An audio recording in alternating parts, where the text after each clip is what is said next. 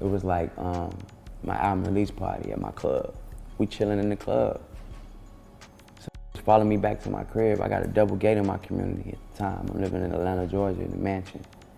Double gates, come through the gate. I'm in the studio listening to some beats. All I hear is boom, real loud. Instantly stop the music. I just hear it. Motherfucker run. I hear Droop. My partner say, man, who the f in this crib? You run to the front door. I hop out, I start shooting.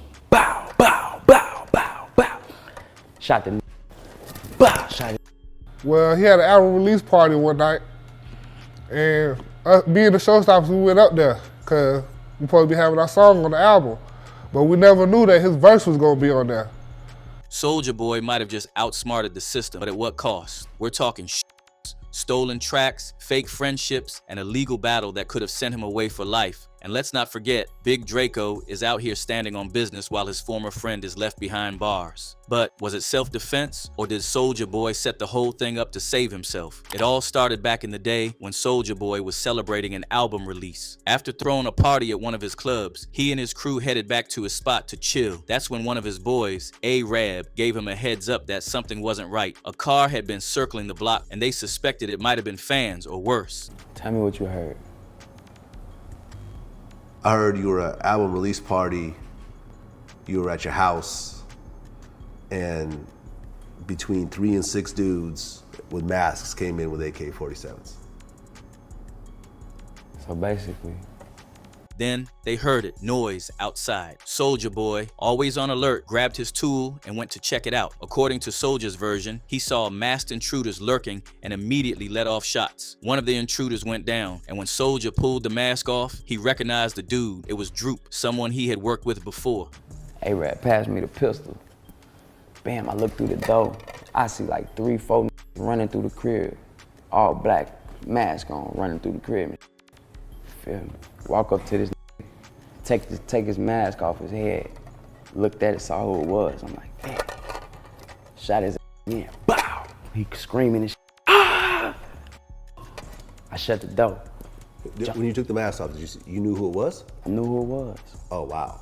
Here's where things get messy. Droop later came forward and claimed Soulja Boy's version of events was made up. According to Droop, no one broke into Soulja's house. Instead, Droop said he was invited over to confront Soulja about stealing a song that belonged to Droop's group. The track had mysteriously ended up on Soulja's album without their permission, with Soulja's verse slapped on top like it was his all along.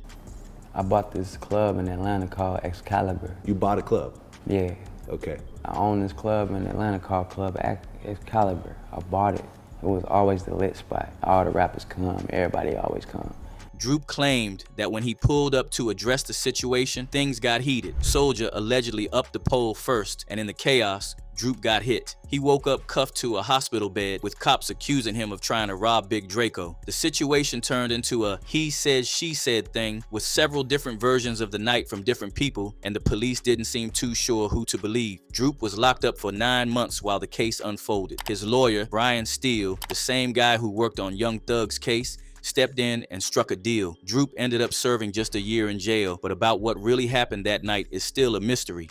Were the police cool with you, or were y'all like? It was good, everything was good. Okay. And it was self-defense, 100%. Self-defense. Self-defense.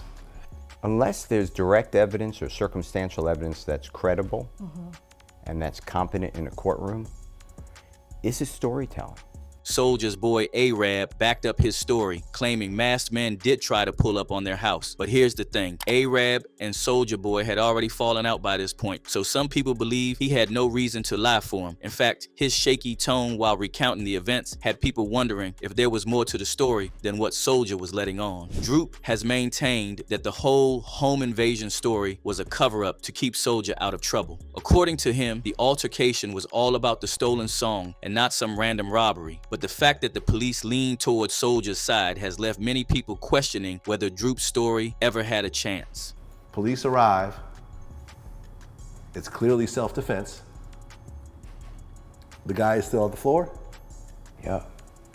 He's still alive? Yeah. Nah. I don't want to talk about all that. Okay.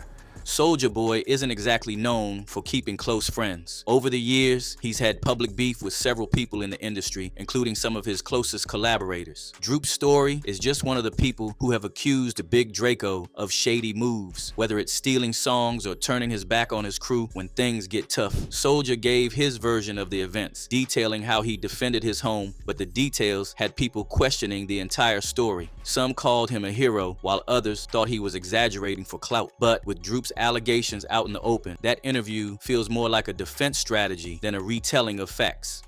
So when I went to go talk to him, good conversation turned bad. Okay, what does that mean? We was talking about contracts, we was talking about money, and he went from saying, we ain't getting nothing, basically. He ain't gonna give us nothing because he gotta take care of himself first. I slapped him. Okay. Open hand? Open hand. All right, so then what happened? After I slapped him, he reached for his pistol and started he just started letting all his shots off. Here's where the story gets real murky. Some believe Soulja Boy's quick thinking saved him that night, while others argue he fabricated the whole robbery angle to escape legal trouble. With no solid evidence and conflicting testimonies, the truth remains elusive. Arab's backing of Soulja's story adds credibility, but his emotional retelling has left people wondering if he's holding back some details. Whether out of loyalty or fear, his demeanor during interviews has only fueled speculation about what really happened that night. Like I said, I kept things professional. They mostly did business with Soulja. That was his artist. But I was chilling. Me and Jabbar, we was just chilling, looking at the girls. I don't know.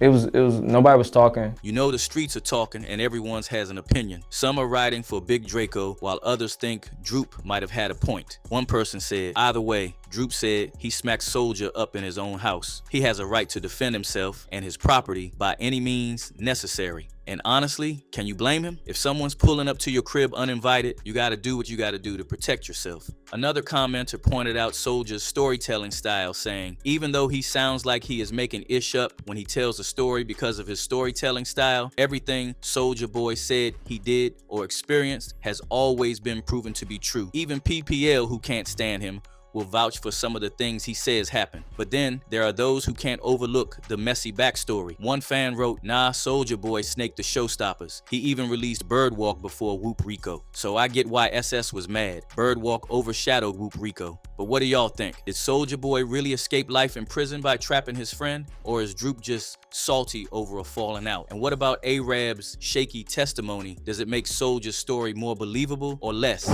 Drop your thoughts in the comments below, smash that like button, and subscribe for more real stories from the streets. And don't forget to check out the next video on your end screen. It's even crazier than this one.